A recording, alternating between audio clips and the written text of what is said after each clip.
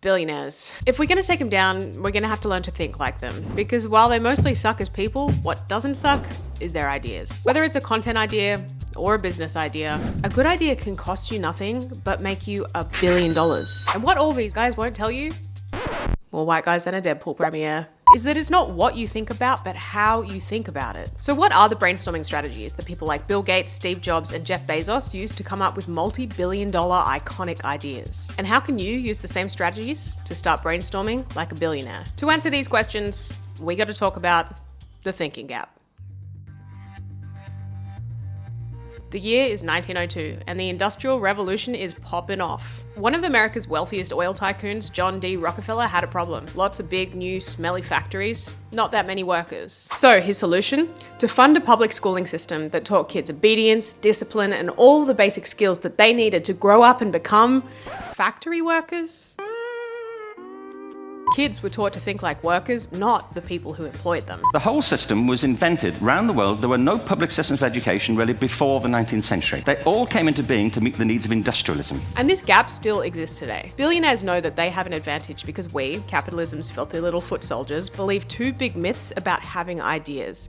One, that good ideas just hit you, and two, that brainstorming is meant to be fun, and if it's not, it means you're bad at it. When really, the truth is that to have good ideas, you need great brainstorming strategies, otherwise you spend your life waiting for inspiration that never comes. And two, that brainstorming just feels shitty 99% of the time, and it doesn't mean you're bad at it. So let's close this gap and steal their billion-dollar brainstorming strategies. Bill Gates used to take think weeks twice a year where he'd sit in his cabin in the woods and do nothing but think for 7 days straight.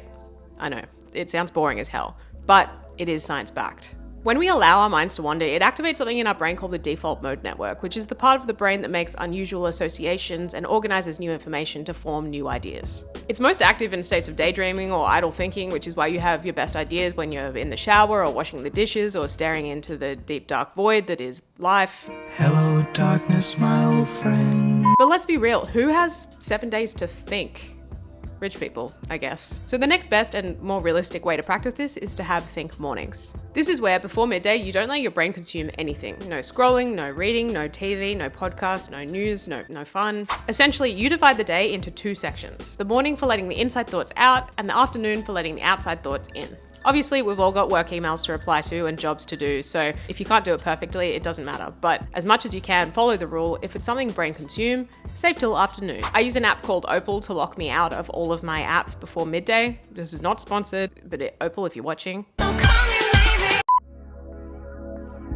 It wouldn't be a list of billionaires without this shiny dome. Jeff Bezos puts all of his best ideas down to something called the rule of 100. By the way, if you're finding this interesting, hit subscribe. My mission with this channel is to help as many people as possible find their thing and become a category of one, so come along for the ride if you want. But the rule of 100 is where you come up with 100 different solutions to any given problem. And not 100 good solutions, I'm just talking 100 solutions. Bezos' approach is that you don't have to have the best ideas, you just have to have the most ideas, and then maybe, just maybe, one of those ideas will be good enough to take somewhere. 99 of them may not survive, scrutiny, but one of those 100 is like, maybe that might work. If you want to try Bezos' method out, I have a similar exercise in my Brainstorm buddy for content creators with over 100 content prompts, and it's free. You just come in here and select the 50 boxes technique, set your alarm for 10 minutes, and then the only rule is that you do not let your finger stop moving for 10 minutes. You'll be shocked at what comes out. I promise you. If you want that Brainstorm buddy, I'll leave it in the description below.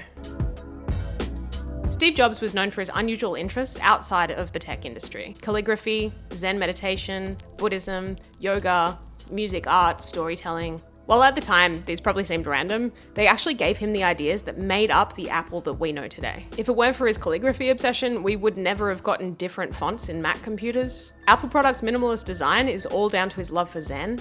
And some of the best ads ever made came from his love for storytelling.